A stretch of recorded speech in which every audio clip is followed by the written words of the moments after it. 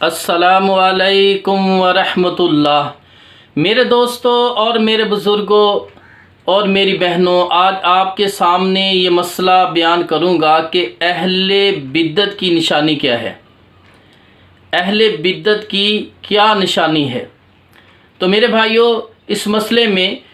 امام بقی بن ولید رحمہ اللہ فرماتے ہیں کہ امام اوزاعی رحمہ اللہ جو 157 ہجری میں فوت ہوئے، فرماتے ہیں کہ اے ابو محمد، تم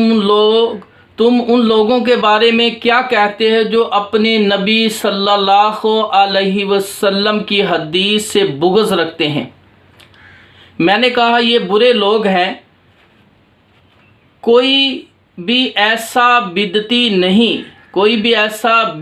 نہیں جسے تم رسول اللہ صلی اللہ علیہ وسلم کی ایسی حدیث سناؤ جو اس کی بدعت کے خلاف ہو تو وہ حدیث سے بغض نہ کرے،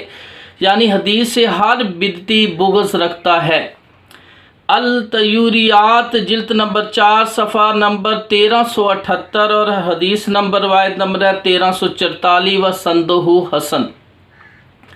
یعنی امام اوزاعی رحمہ اللہ فرماتے ہیں کوئی بھی ایسا بدعتی نہیں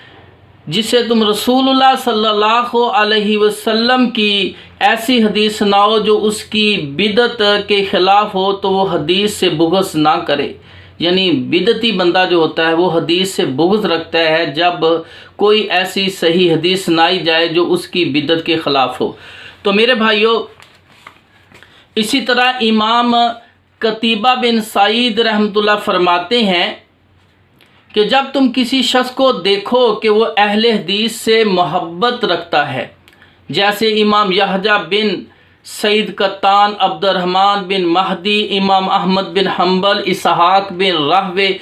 اور بہت سے حضرات کے نام لیے، تو سمجھ لو وہ سنت پر قائم ہے۔ کیا کہا؟ امام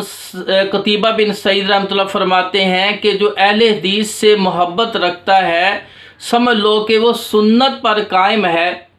اور جو کوئی ان اہل حدیثوں کے مخالف ہے پس سمجھ لو کہ وہ بدعتی ہے، بے شک وہ بدعتی ہے۔ شرف اصحاب الحدیث للخطیب صفحہ 134 اور حدیث نمبر 143 و سندہ صحیح، اور دوسرا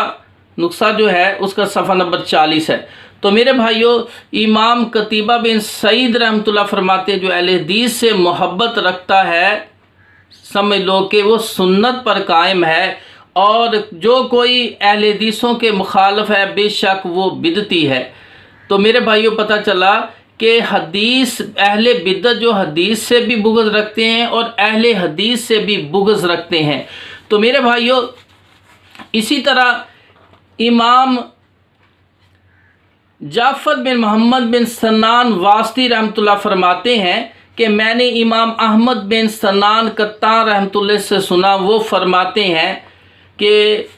دنیا میں کوئی بدعتی ایسا نہیں ہے جو اہل حدیث سے بغض و عداوت نہ رکھتا ہو، اور جب کوئی شخص بدعت ایجاد کرتا ہے تو اس کے دل سے حدیث کی حلاوت چھین لی جاتی ہے۔